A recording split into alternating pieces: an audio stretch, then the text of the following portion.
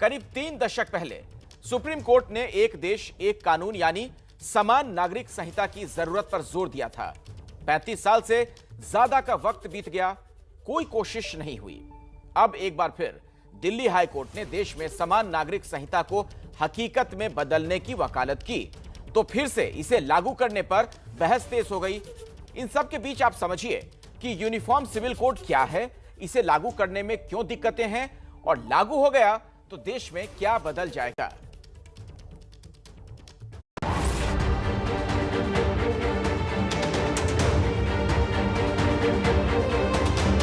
Uniform civil code यानी समान नागरिक संहिता एक बार फिर चर्चा में है। एक बार फिर देश में मौजूद हर किसी के लिए एक जैसे कानून की मांग जरूरत पर जोर दिया गया। हाई कोर्ट ने तलाक के एक मामले में आदेश सुनाने के दौरान ये टिप्पणी की। भारतीय समाज में जाति धर्म से जुड़े फर्क खत्म हो रहे हैं। इसकी वजह से दूसरे धर्म और दूसरी जातियों में शादी करने और फिर तलाक लेने में दिक्कतें आ रही हैं। आज की युवा पीढ़ी को इनसे बचाने की जरूरत है। इस समय देश में समान नागरिक संहिता होनी चाहिए। अनुच्छेद 44 में यूनिफॉर्म सिविल कोड को लेकर जो बात कही गई है उसे हकीकत में बदलना होगा। और इसी के बाद कॉमन सिविल कोड की मांग तेज हो गई है।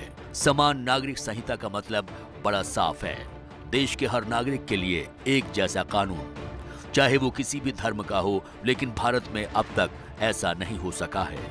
खासकर शादी, तलाक और जमीन जायदाद के लिए देश में अब भी अलग अलग धर्म के लोगों के लिए अलग अलग कानून हैं, जिसे पर्सनल लॉ भी कहते हैं। देश में सभी धर्मों के पर्सनल लॉ के मुताबिक उसके मानने वालों में शादी, तलाक, गुजारा भत्ता, गोद लेने की प्रक्रिया और विरासत संबंधी अधिकार तय होते हैं। यानी जिस दिन देश में समान नागरिक संहिता लागू हुई, उस दिन शादी से लेकर विरासत से जुड़े अधिकारों के मामले में सभी धर्मों और समुदायों पर एक ही कानून लागू होगा। इसको संविधान नहीं कहते, इसको समान नागरिक संहिता नहीं कहते, इसको तो बहुविधान कहते हैं। धर्म के आधार पर अलग अलग कानून चल रहा है, इसका मतलब संविधान नहीं बहुविधान चल रहा है।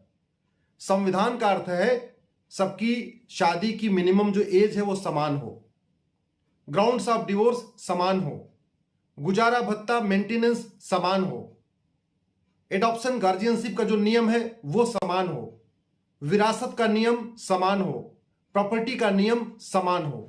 इसी महीने दिल्ली हाई कोर्ट की टिप्पणी से पहले जरा देखिए कब कब देश में यूनिफॉर्म सिविल कोड चर्चा में रहा। मार्च 2021 तत्कालीन मुख्य न्यायाधीश ने गोवा के समान नागरिक संहिता की तारीफ की। सितंबर 2019 सुप्रीम कोर्ट ने कहा समान नागरिक संहिता लागू करने की कोशिश नहीं हुई।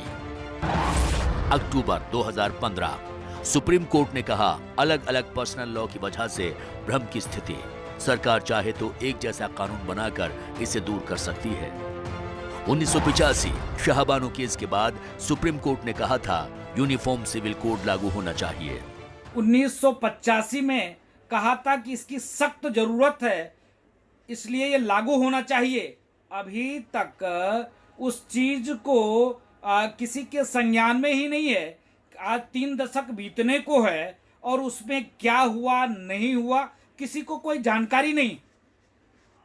कोर्ट ने कहा, उच्चतम न्यायालय ने कहा, इस पर संज्ञान लेकर सरकार को कार्रवाई करनी चाहिए, नहीं तो आने वाले भविष्य खतरा उत्पन्न हो सकता है। समान नागरिक संहिता की सख्त जरूरत है जिससे हर व्यक्ति को एक समान अधिकार मिल सके।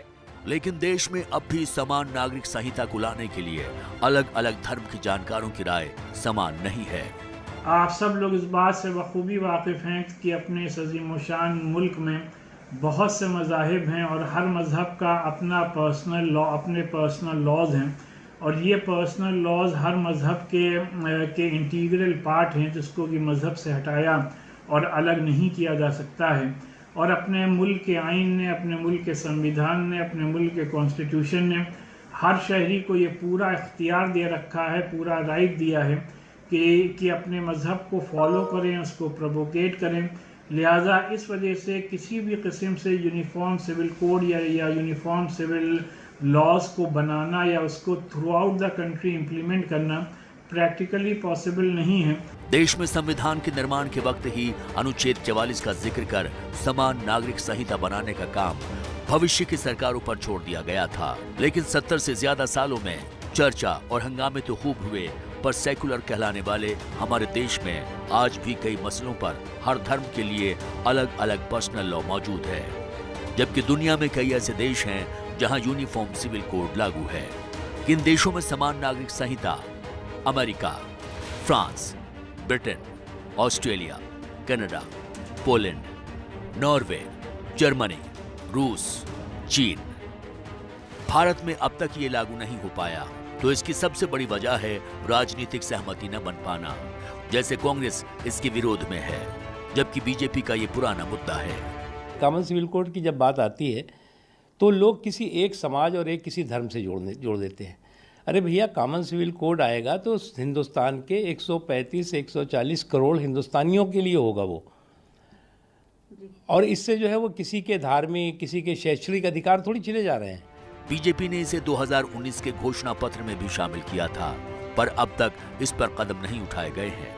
पूरे देश में इसे लागू करने पर भले ही अब तक सिर्फ राजनीति हुई हो, लेकिन देश के एक छोटे से राज्य गोवा में यह कानून 1965 से लागू है, जहां उत्तराधिकार, दहेज और शादी को लेकर हिंदू, मुस्लिम, ईसाई सबके लिए एक कानून है।